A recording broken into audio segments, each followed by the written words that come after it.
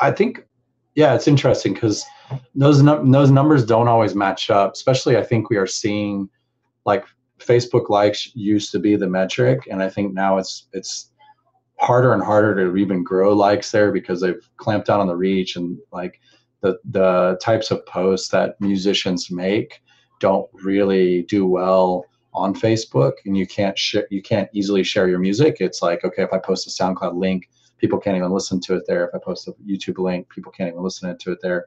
You basically have to upload your music inside of a video for someone to hear a full track. So I don't know what Facebook is doing and why they have totally just decided that musicians shouldn't have a voice or platform on there, but they don't. So I would say at this point, the metrics for artists would really be Spotify to some extent, YouTube to another extent, and SoundCloud.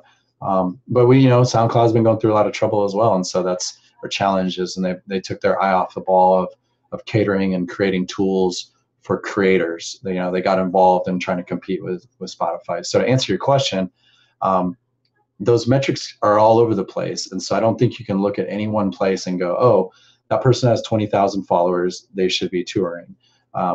It really comes from the demand, usually regional, and you'll build up probably if you're on the East Coast, then you might of the U.S. or whatever of your country, build up a region where you're playing a few of those cities, and then try to break out and do that. And so, one strategy for getting gigs in places where you haven't played before is to kind of have your own night or have your own gigs, and then do some trades with people of comparable size.